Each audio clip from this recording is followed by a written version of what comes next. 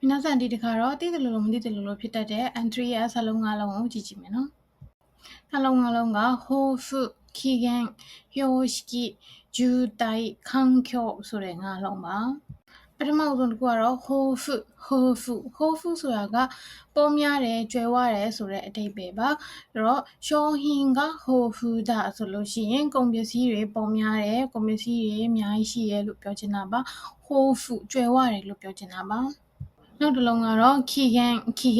限ဆိုတာကဘာပြောရလဲဆိုတော့တတ်မှတ်တဲ့ရက်တတ်မှတ်တဲ့အကန့်အသတ်ပေါ့နော်ကာလကိုပြောချင်တာပါအမတို့ဒီမှာနိုင်ငံသားတွေဆိုရင်ဇာယီယူကတို့ရှိတယ်ပေါ့နော်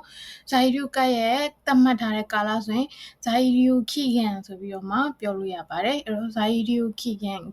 ပေါ့နော်期限ကို守るသူရဲ့တတ်မှတ်ကာလကိုလိုက်နာပါမယ်တဲ့ကျမတို့ကလည်းတတ်မှတ်ကာလရဲ့နေထိုင်ခွင့်ကိုလိုက်နာပါမယ်အဲ့ဒီထက်ကျော်လို့ရှိရင်တော့ overstay ဖြစ်ပါလိမ့်မယ်နော်はいနောက်တစ်ခုကတော့標識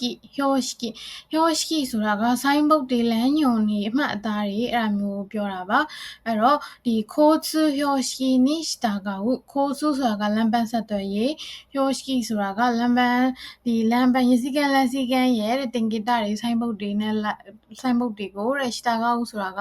လိုက်နာတယ်လို့ပြောတာပါရစီကန်းလမ်းစီကန်းလမ်းညွှန်ဆိုင်းဘုတ်တွေကိုအတိုင်းကိုလိုက်နာရပါမယ်လို့ပြောချင်တာပါနောက်တစ်လုံးကတော့ဂျူတိုက်ဆိုတဲ့စာလုံးလေးကအရင်သုံးပါတယ်ရင်ကြောပိတ်ဆို့တာကိုဂျူတိုက်လို့ပြောပါတယ်အဲ့တော့道路が渋滞しているဆိုလို့ရှင်道路ဆိုတာလမ်းကိုပြောတာကားလမ်းပေါ့နော်ကားလမ်းကြီးပိတ်နေပါတယ်လို့ပြောခြင်း道路が渋滞しているはいနောက်တစ်ခုက環境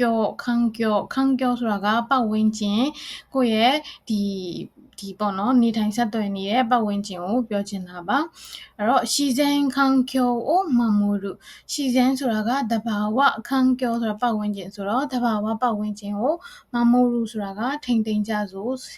မယ်လို့ပြောတာပါဒီHi အဲ့ဒါဆိုရင်တော့ VDN3 မှာတည်တယ်လို့မတည်တယ်လို့ဖြစ်တတ်တဲ့ဂျပန်စာ၅လုံးကိုပြပြပေးတာဖြစ်ပါတယ်ဒီ၅လုံးကလေဂျပန်မှာနေတဲ့သူတွေဆိုရင်နေ့စဉ်နေ့တတူမှာအမြဲတမ်းသုံးလို့ပါတတ်တဲ့ပေါ့နော်စာလုံးလေးတွေဖြစ်တာမို့လို့တည်ထားတယ်ဆိုလို့ရှိရင်ကိုယ့်ရဲ့နေ့သင်ဘဝမှာလည်းထည့်သုံးပြီးတော့မှအဆင်ပြေချုံးမွေးမယ်လို့ထင်ပါတယ်ဆုံးဖြတ်ကြည့်ပြီးလို့ကျေးဇူးအများကြီးတင်ပါတယ်နောက်ဗီဒီယိုတွေမှာပြန်လည်ဆုံတွေ့မယ်နော်တတာ